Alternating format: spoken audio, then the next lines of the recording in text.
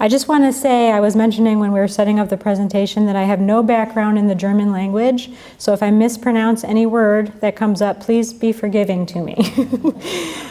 I know that Google has a way to do it, but I guess that's my next endeavor, is to learn a little German. Okay, again, my name is Michelle Dukette. I'm from the Rampart Library District. I'm the director up there in Woodland Park, Colorado. If some of you don't know where Woodland Park is, it's about a half hour up the pass from Colorado Springs. So we have a nice view of Pikes Peak from our library, but I do miss Greeley. I love the people here, and I'm really pleased to come back and do this every year, so thank you for welcoming me. Okay. Last year I presented on the Thunderbolt across Europe. It was about the 83rd Infantry, which my grandfather was in, and the infantry helped liberate the concentration camp of Langenstein, which is a subcamp of Buchenwald. So that's what I presented on last year.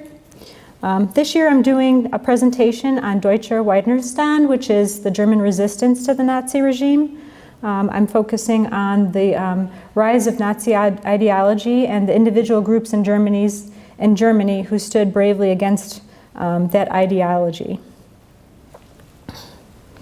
Our story begins with August Landmeister. In 2016, The Independent ran an article featuring this photograph with the headline, "The Tragically Powerful Story Behind the Lone German Who Refused to Give Hitler the Nazi Salute." The story is that of a German who refused to raise a stiff right arm to Hitler's presence. He had been a loyal Nazi who joined the party in 1931. On June 13, 1936, he gave a crossed arm stance during Hitler's christening of a new German Navy vessel, as shown in the photo. Because he was thrown out of the Nazi party, scroll down my thing, for proposing to a Jewish woman. This act of defiance stands out among a sea of Nazi salutes.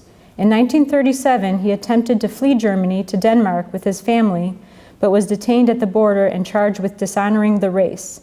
A year later, he was acquitted for a lack of evidence and was instructed to end his marriage with his wife.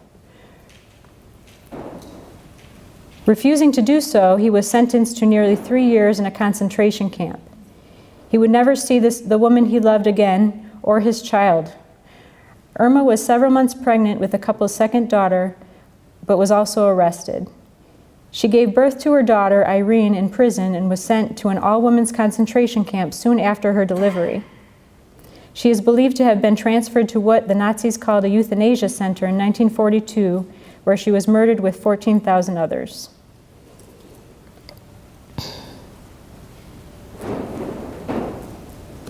This photo to me is a strong visual of the German resistance against the Nazi regime. During the Nazi regime, roughly 77,000 German citizens were killed for sabotage. What are some of the influences that propelled the Third Reich and its ideology into power, and why did some resist? In post-World War I, the Germans were struggling with the aftermath of defeat.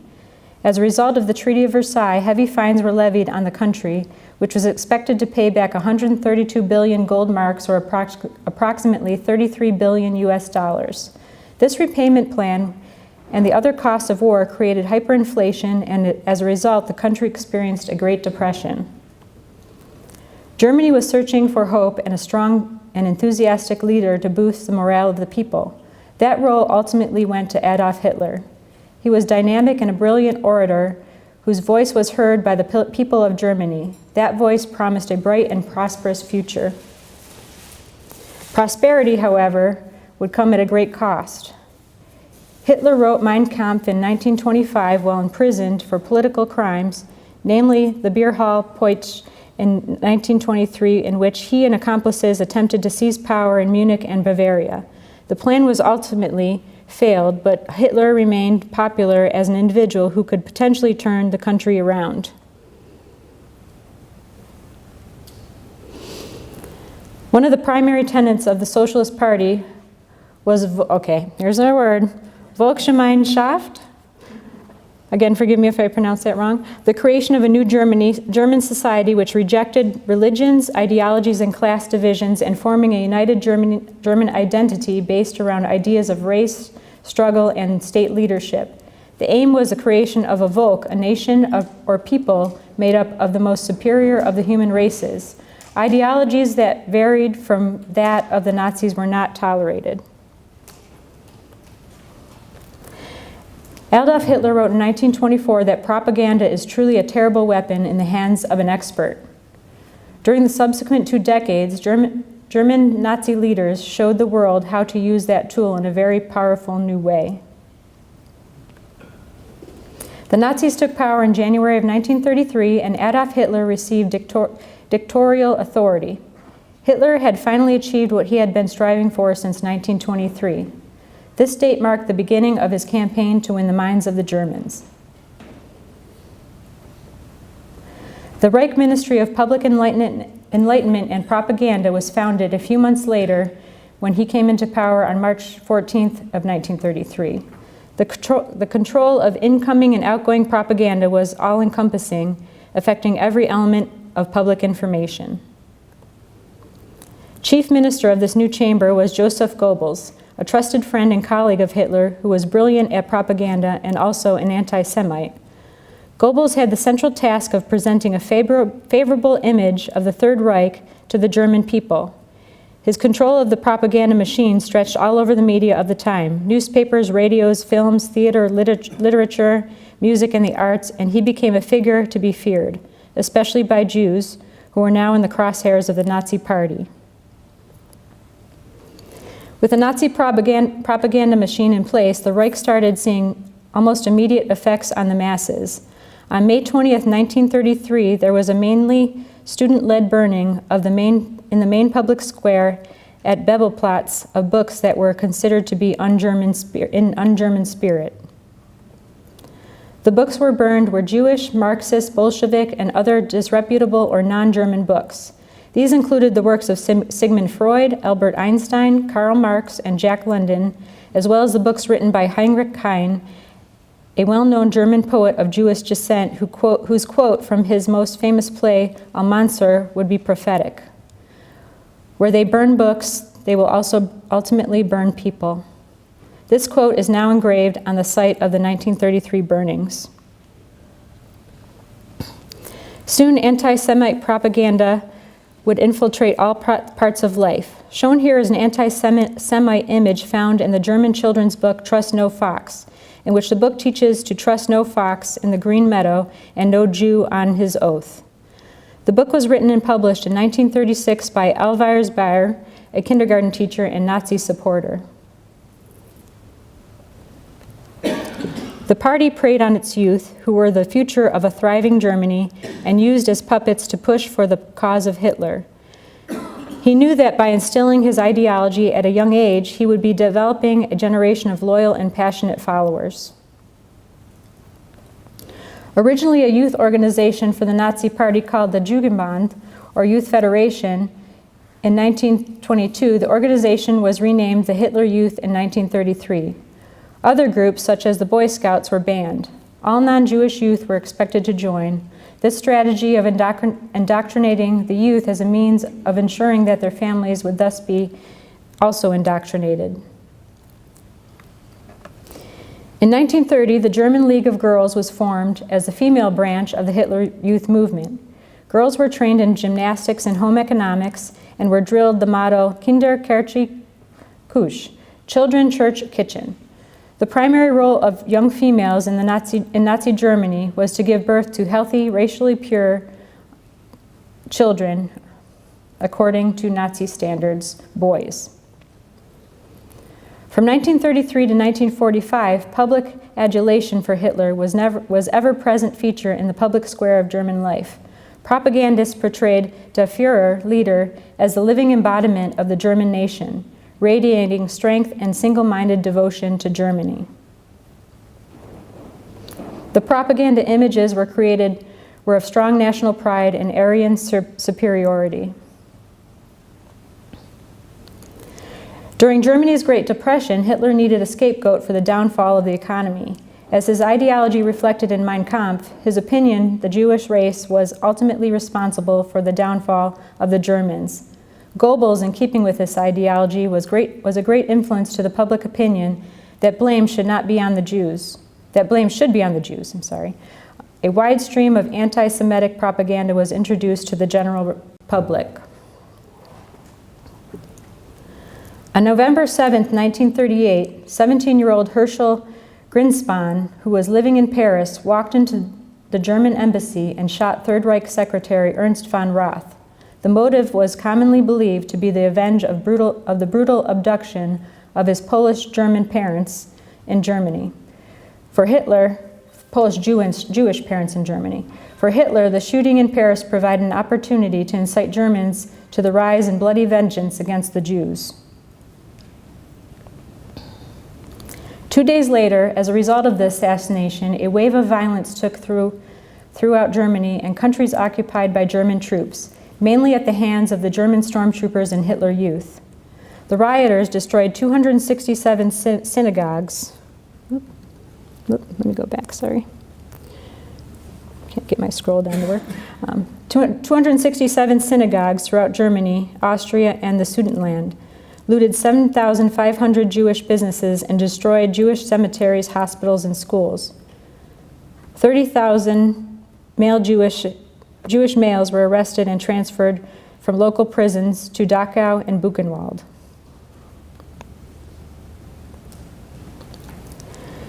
Kristallnacht owes its name to the shards of shattered glass that lined German streets in the wake of the pogrom. Broken glass from the windows of synagogues, homes, and Jewish-owned businesses plundered and destroyed during the violence. By 1938, Germany was called the fateful year. 1938 in Germany was called the fateful year. During this year, German expansionism escalated and domestic preparations of war accelerated. The oppressiveness of the Gestapo, or secret police in Nazi Germany, was a constant presence that snuffed out any counter-initiatives. Led by Hermann Göring, one of the most powerful individuals under Adolf Hitler, they were responsible for full control of the state and harsh measures taken to any individual or group that resisted Nazi ideology. Though the Gestapo was always on the mind and conscious of the people, there was indeed resistance. When we examine German resistance to the Nazi regime and ideology, we find that unlike more organized groups in France and Poland, for example, resistance consisted of more isolated instances. The reason being that the Nazi Party was often swift and precise in its extermination of such individuals and groups.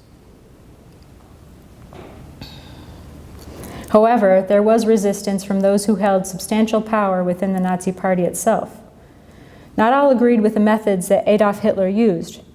Some disagreed with his ideologies. Many saw him as a leader who would lead Germany into a 1,000-year rule, but to a massive downfall in which an unprecedented amount of lives would be lost. Some plainly believed he was a madman and evil to the core.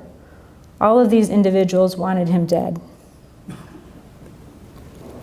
One critical event that solidified resistance from the members of the Nazi Party was the Night of Long Knives.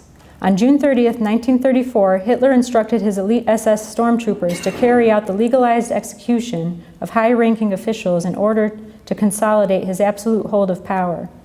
Many of those killed were leaders of the SA, or Brown Shirts, the Nazis' own paramilitary organization. At least 85 were officially documented as killed, though the actual number is estimated to be in the hundreds. Hans von Danyahi, son of Hungarian composer and pianist Erno Danyahi, was a persecutor in the Reich Ministry of Justice who lost faith in that system after he witnessed the Night of Long Knives. He began to collect records of the Nazi Party crimes in the event that the party would be prosecuted in the future. Because of his resistance efforts, he made it possible for 2 Jewish lawyers from Berlin and their families to flee to Switzerland. Go back.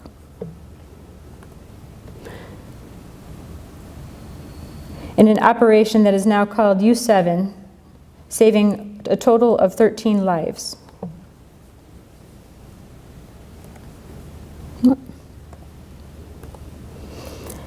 By 1943, Danyahi involved himself with Henning von Tresckow in an assassination attempt against Hitler. Tresckow, a high-ranking officer in the German army, was also once a supporter of the Nazi Party, turned against it after the Night of the Long Knives. On March 13, 1943, Danyahi smuggled a bomb aboard Hitler's plane in Smolensk. The bomb failed to go off. The two continued the attempts against Hitler by involving themselves in the planning of the July 20th Operation Valkyrie plot. Operation Valkyrie, of which Danyahi and Tresckow helped organize, is one of the most well-known and widespread attempts to assassinate Hitler. Because it occurred on July 20th, 1944, it is also known as the July 20 plot. Valkyrie developed when a handful of high-ranking German army officers, which included 8 members of the Gestapo and their civilian allies, became convinced that Hitler should be assassinated so that a government acceptable to the Westerners could be put into place. Born in 1988 in Dresden, Germany, the son of a Protestant parishioner, Hans Oster served as general staff officer in the German army during World War I. He felt disdain for the Nazi government and his attempt for Nazi Führer Adolf Hitler, and aligned himself with other high-ranking officers who felt the same. In 1938, he proposed a plan to overthrow Hitler in what is now known as the Oster conspiracy.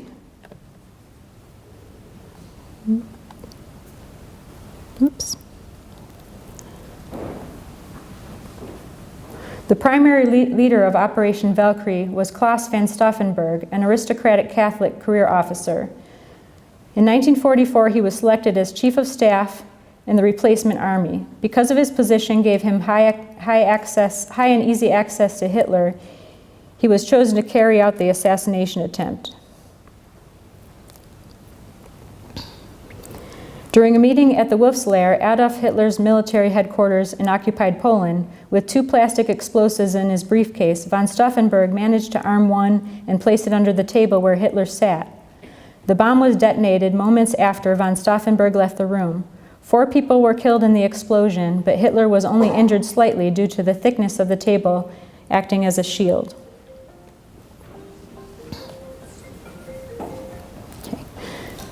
Following the assassination attempt, von Stauffenberg and others were executed by firing squad. It is believed that his last words were either "Long live our sacred Germany" or "Long live the secret Germany." His pregnant wife and other adult family members were rounded up, questioned, and sent to concentration camps. His children were under Hitler's orders to change their names and be raised by SS soldiers' family. The von Stauffenberg name was to be wiped out from history.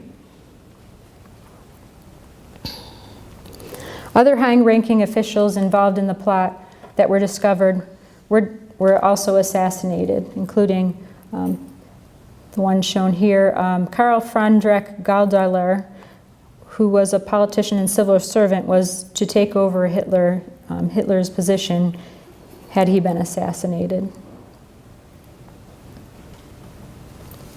Operation Valkyrie was one of the most widespread resistance movements as groups of military plotters exchanged ideas with civilian, political, and intellectual groups.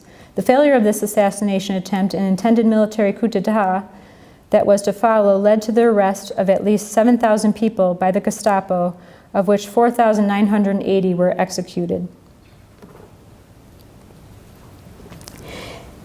It is an important result of the failure of the July 20th plot to mention Sippenhaft, a form of which collective punishment occurred. If an individual is found guilty or even suspected of a crime, the entire family shares responsibility of that crime. This punishment resulted in many people being punished or executed for crimes they did not commit or had no involvement, and put enormous pressure on individuals to submit rather than resist for fear that their families would pay the ultimate price for their resistance. While Sippenhaft produced mass fear and systematic complacency in the German people, there were those that stood firm in their beliefs and often paid the ultimate price. These grassroots movements were examples of civil resistance in which individuals often attempted to change the thoughts and beliefs of the people. Alfred Goemann was born into a Catholic family in Eudorf, Bavaria on October 20th, 1926. As a teenager during the reign of Adolf Hitler and the Nazis, she now resides in Colorado Springs. She recalls that the hate started slowly and gradually. While attending Catholic school in Hammelburg, at the age of 10 or 11, there was a Jewish girl that would sit next to her in class. Suddenly one day the girl was gone. She was fortunately able to escape to Switzerland and then to England. She recalls one day that while playing in the field at school, a Jewish family was being taken out of their home along with their belongings. The teacher quickly brought the children back into the school and told them to come back to class, that recess was over. Her uncle, who had a flour mill, for years would smuggle flour into a Jewish bakery, which was not allowed to have flour of their own. One day, her grandfather's or her uncle's flour was defecated in by somebody, a clear message that he needed to stop what he was doing. The family became fearful and never donated that flour again. She remembers the Nazi regime coming in slowly and taking over and being fearful to mention anything to anybody about what was happening. Wolfgang Kaber was a child during the Nazi regime. He currently lives in Florida. This is his first-hand account of his experiences. My father's opposition to the Hitler regime. Perhaps the most insidious feature of a totalitarian dictatorship is the fear instilled in its people that if they say anything against the regime or the politics or its propaganda, they will be arrested. You can't trust anyone, not even your best friend, not your family, especially not your children. Even an inadvertent disclosure by your child of a remark you may have made critical to the regime can get you arrested.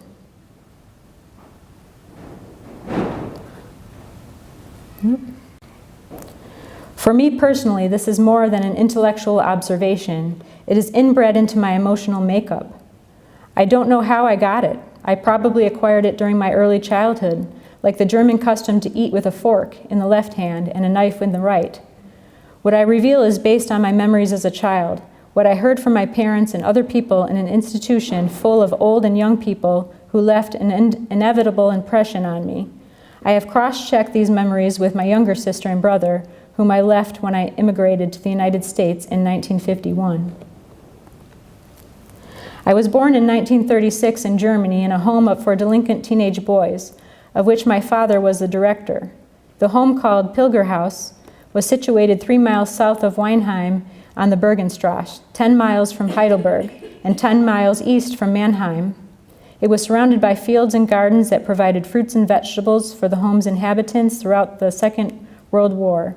In other words, it stood isolated from its neighbors.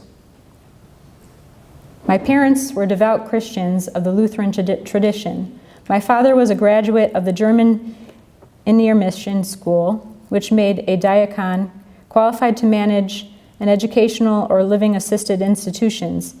It also qualified him to preach, which he believed was his true calling. He was opposed to Hitler regime and the war on religious grounds. I cannot recall that my father ever talked to me and my younger siblings about it, but he did talk to my mother and his co-workers at the home about it after we, the children, were put to bed.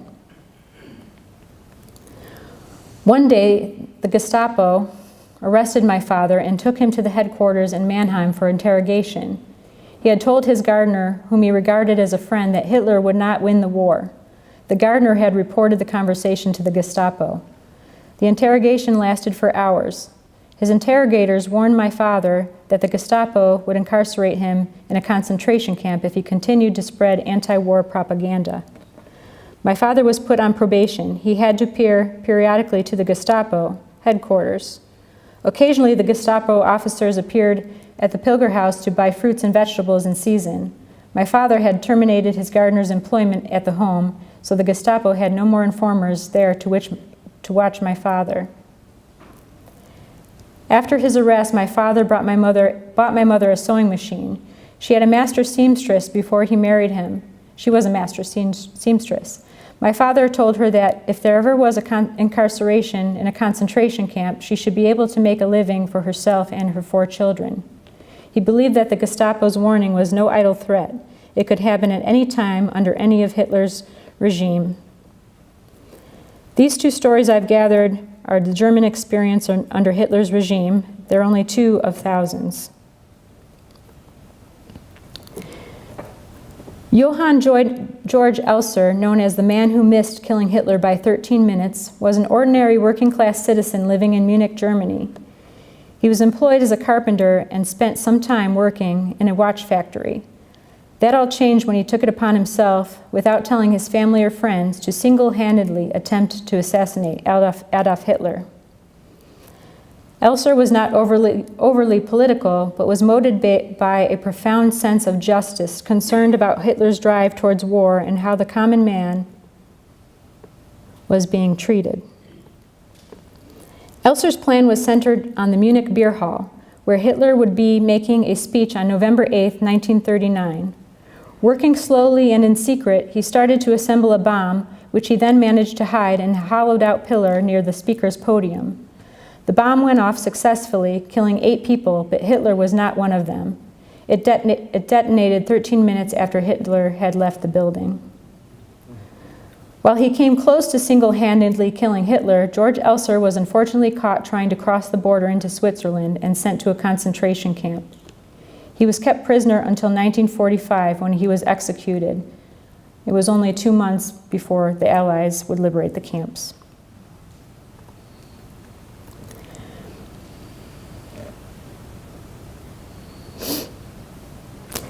German Chancellor Angela Merkel acknowledged Elser as a hero of the anti-Nazi resistance, describing him as one who struggled on his own to try to prevent the war.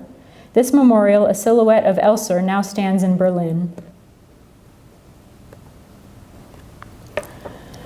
Otto and Elise Hempel were a couple that would be considered non-threatening to the Nazi regime. Otto served in World War I and was a factory worker.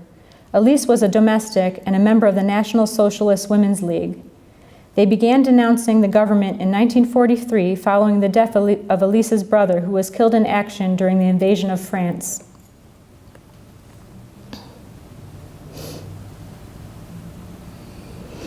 This is one of the postcards distributed by Otto and Elise. The first lines are, "Hitler's war is the worker's death."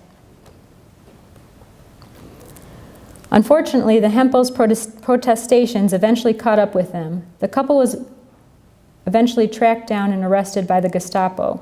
While the Hempels attempted civil resistance, unfortunately, most of their cards were met with disgust or fear by fellow citizens who informed the Nazi police. Everyone who got a postcard sent it to the Gestapo, instead of spreading the resistance. This was a true example of how the Gestapo depended on the people and how the fear of and total control that they developed in the people made for their success. The couple was found guilty of preparing for high treason and decapitated on April of 1943. While the Nazi regime relied heavily on propaganda towards young and youth organizations such as the Hitler Youth to set the foundation for National Socialist Workers' Party, seeing this as an investment toward their ideals of a 1,000-year rule, there was also indeed resistance, much from those who had been initially buying into the ideology.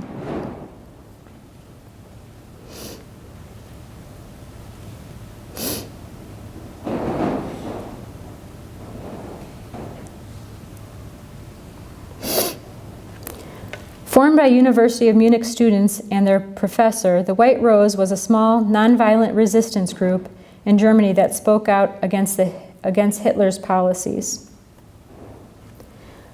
Most White Rose members were students of the Ludwig Maximilians Universität, one of Germany's oldest and most highly regarded universities, and had previously been members of the Hitler Youth or the Bund Deutscher Model. And their exposure to Nazi policies and ideologies gradually led them to reject the tenets of National Socialism being imposed by German youth at the time. The core of the White Rose consisted of 5 students: Sophie Scholl, her brother Hans Scholl, Alex Schmorell, Willy Graf, and Christoph Probst, all in their early 20s. Also members were Hans and Sophie's sister Ingo Scholl and a professor of philosophy, Kurt Huber. Between June of 1942 and February of 1943, the members created and distributed leaflets that called for the active opposition of the German people to Adolf Hitler's regime. 7 members were executed in February of 1943, and many others were imprisoned. The group's sixth leaflet, their last, known as the Manifesto of the Students of Munich, was later airdropped over Germany in June 1943 by the Allied planes. I brought with me examples of the leaflets, all of the leaflets. If you want to look at those after the presentation, they're over here. During the Nazi regime, citizens were encouraged to listen to German composers, patron German artists, and other art forms. That of other cultures was seen as lowly and degenerate, and were eventually entirely forbidden. Once in power, Hitler moved to purge music and music scholarship of Jews in an effort to promote the unique origin of the German Volk, and further saturate citizens with racial theories.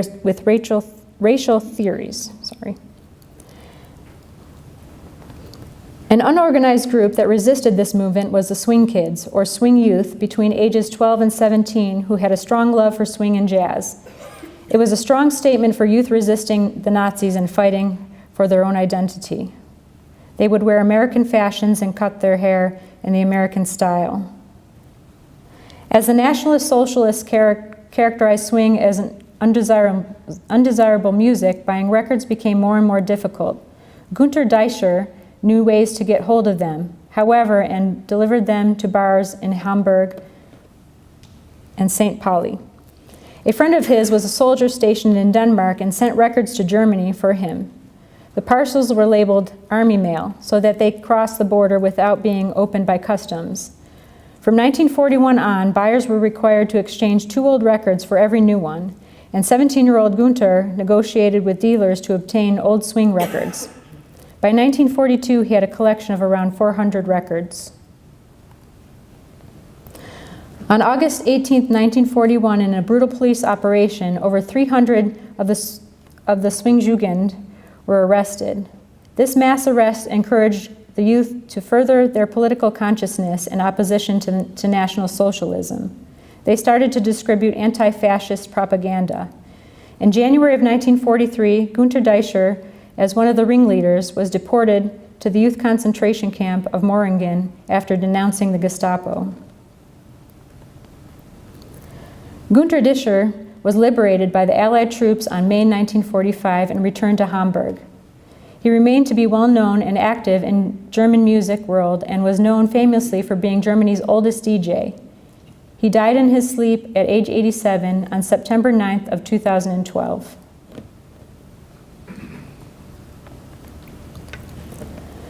On November 13, 1933, during a rally of German Christians held in Berlin, a series of speakers addressed the crowd's pro-Nazi sentiments with ideas such as the removal of all pastors unsympathetic to National Socialism, the expulsion of members of Jewish descent who might be arrogated into a separate church, the implementation of the Aryan paragraph church-wide. There was also a removal of the Old Testament from the Bible. Article 16 of the Reich Coordinat of 1933 required Catholic bishops and priests to swear an oath in allegiance to the Third Reich. At this rally, the National Synod of German Protestant churches endorsed the Nazi Party. The churches unified into a new organization called the German Evangelical Church, which was also known colloquially as the Reichschurch or the Reich Church. These churches were compatible with the Nazi ideology. There was, however, not complete unification. The confessing church emerged in opposition to the German Christians. The churches that desired to stand independent were opposed to the Nazi interference in church affairs. The movement was led by Martin Niemöller, a German anti-Nazi theologian and Lutheran pastor who was initially a supporter of Adolf Hitler, but a strong opposition to the Aryan paragraph. The Aryan paragraph was a type of regulation that blocked Jews from becoming members of German economic establishments, political parties, social clubs, volunteer organizations, student groups, sports groups, and other institutions. They first made their appearance in Germany during the 19th century. After the Nazi rise to national power in 1933, the Aryan paragraph was used as a legal stepping stone to increase persecution, and the September 1935 and in September of 1935, it became a basic fundamental German law. Its founding document, the Barmen Confession of Faith, otherwise known as the Declaration of Barmen, declared that the Church's allegiance was to God and Scripture, not a worldly Führer. Brother-in-law to Hans von Donyahi, Dietrich Beinhofer was a German pastor, theologian, spy, and anti-Nazi dissident, and key founding member of the Confession Church, the Protestant movement that opposed unification into one Nazified church. Apart from his theological writings, Bonhoeffer was a pacifist and known for his staunch resistance to the Nazi dictatorship, including vocal opposition to Hitler's euthanasia program and genocidal persecution of the Jews. He participated in underground seminaries and thought his brother-in-law knew of efforts to assassinate Hitler. In 1941, he managed to become part of the German Abwehr, the German military intelligence, under the guise that his contact in the church would be useful to the Nazis. He worked as a courier and shared information with the Western Allies, which unfortunately fell under deaf ears. He was executed by hanging on April 9, 1945, as the Nazi regime was collapsing.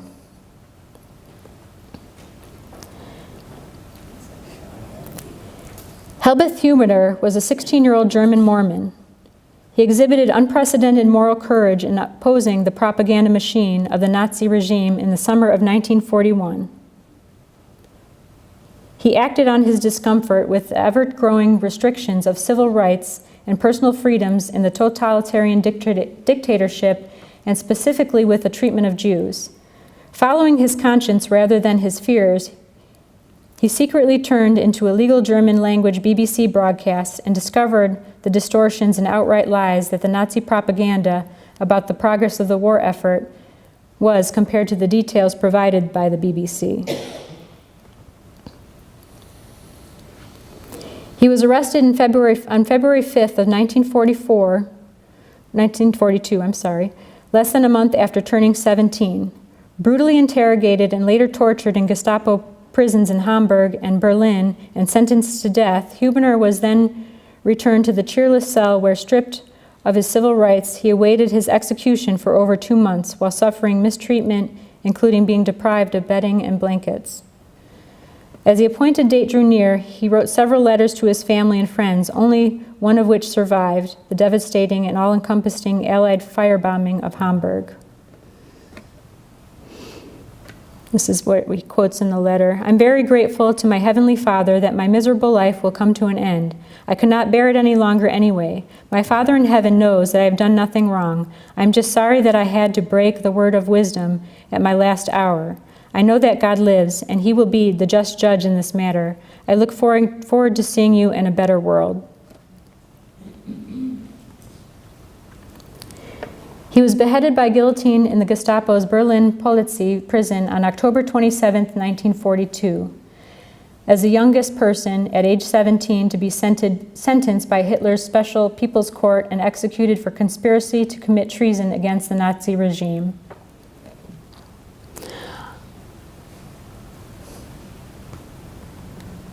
I'd like to show you a portion of a video now that has to do with Hans Hubener and also the German people after the war.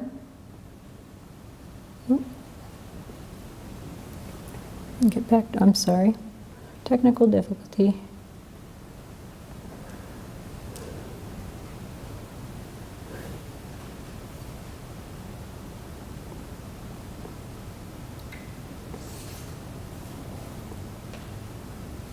Wrote was read by celebrated German author Günter Grass.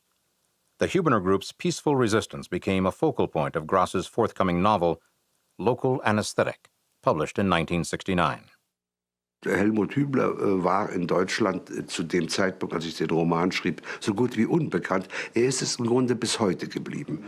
Die Orientierung läuft immer noch zu Recht wie zu Unrecht, orientiert sich einzig an den großen Namen und allein deswegen hat es mich auch gereizt, jemanden vorzukehren, der nicht mit Offiziershintergrund und Adel im Hintergrund tätig wurde oder auch ehemalige Politiker der Weimarer Republik, die von Anfang an zwar auch Widerstand geleistet haben, denke mal an Julius Leber, die auch hingerichtet worden sind, das ist alles bekannt. Aber dieser Beitrag des Widerstandes von Helmut Hübner, der schien mir doch sehr wichtig. Günter Grass' Roman spielt eben in diesem Spannungsbogen zwischen den Generationen, die wissen wollten, was war, und der anderen Generation, die nicht sagen wollte, was war. Das war ein Riesenproblem damals, ein Generationenproblem. Diese Geschichte an uns, die wir zu jung waren, um das ganz und gar kapieren zu können, aber doch alt genug waren, um Symptome des Unrechts zu erkennen. Warum haben wir nicht nachgefragt? Warum sind wir nicht bohrender gewesen? Dieses Versagen nagt bis heute an mir. After Günter Grass's novel was published, awareness of the Hubener Group increased. Helmut Hubener and his friends were officially recognized as resistance fighters against the Third Reich. Today, there are memorials throughout Hamburg and Berlin that commemorate the resistance efforts of the Hubener Group. When Hitler was gone, it was all gone. You don't find any streets named after Hitler. You don't find anything named after any of his henchmen. And instead of a 1,000-year Reich, you had a crime that will take 1,000 years to erase. Der deutsche Faschismus wurde mit dem Blut unzähliger Menschen überwunden. Und ich glaube, man muss all diesen Menschen, von denen Helmut einer ist, heute dankbar sein. Denn wo wären wir jetzt? These people provided then the moral soil for the rebirth of Germany. And even though the Germans did not succeed in overthrowing Hitler, there were enough Germans who really tried to do something about it and paid for it with their own lives. You often ask yourself, how would I have reacted knowing the punishments involved? And I think that each individual should be judged on his or her own merits in terms of the amount of resistance they conducted, and I think they all have one thing in common. They were all extraordinary, courageous people. Der Anfang ist eben diese Geschichte, die dauernd an mir genagt hat. Warum habe ich das nicht gewusst? Warum hat er das gewusst? Und aus diesem Holz war eben der Helmut Hübner. My students, who are very close to the age of Helmut Hubener, and who often, I think, despair of making a contribution in this world, because it's a very big world with very complicated problems, I believe take courage when they encounter Helmut Hubener. Natürlich hätte ich Helmut gewünscht, dass er lebt. Aber ich bin ihm auch dankbar, dass er das Risiko auf sich genommen hat. Wie so viele andere auch. Denn sonst könnten wir heute nicht als Menschen miteinander leben. And I think Hubener and people like him are key figures to the development of this new peaceful post-war German society. I see it as a very, very important link in the transition from a Nazi society to what I see today as one of the most peaceful societies the world has ever seen. I came home in '49. One Saturday, my mom said, tomorrow we go in the organ concert. And there they played César Franck, love it, Mendelssohn, beautiful. I mean, all the Jewish composers, they were forbidden in Hitler Germany. And then it happened, right? During the concert, I broke down, I started crying, and I cried and I cried. After that, the healing started very fast, you know. It was a long, long, hard road, but I made it. I don't think young people today can really understand what it was like in Nazi Germany. People were forced to make difficult decisions based on what information they had. For many of us, it was the time when patriotism and faith were at odds. It was a time when truth was treason. Helmut spoke for freedom in the best way he knew how. I don't regret what we did, but I don't blame those who didn't agree with our actions. I guess I feel what Helmut said is true. God will be the proper judge of this matter.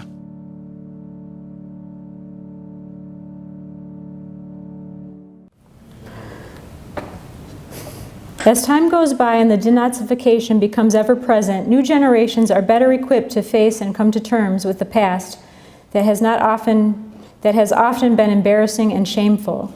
This includes honestly admitting that such a past did indeed exist, attempting to remedy as far as possible the wrongs committed, and attempting to move on from the past in positive ways. As a new generation is able to speak about the past without feeling a personal residual shame, denial, or fear.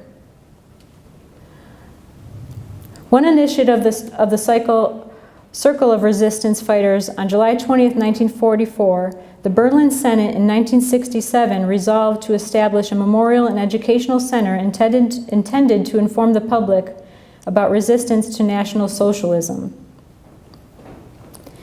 Since 1989, the German Resistance Memorial Center's permanent exhibition has been a central site of remembrance in Germany, providing extensive documentation of the motives, aims, and forms of the fight against the National Socialist dictatorship. I would like to end today's presentation with a quote from the Nobel Prize-winning author Günter Grass. "The job of a citizen is to keep his mouth open. It is our duty and obligation as collective citizens of the world to not remain silent when we see injustice, bigotry, racism, and violence. We are all obligated to resist these atrocities. History does indeed repeat itself, and is doing so as we speak in countries all over the world and here in the United States of America. We must continue to ask ourselves, what am I doing to stand firm, to do what is right, to Widerstand?" And that's it. Thank you. Thank you. Thank you all for coming today. I know it was a long presentation, but I appreciate your patience. Again, that video is online, and I also brought a handout of further reading materials and information, how you can find more about the German resistance.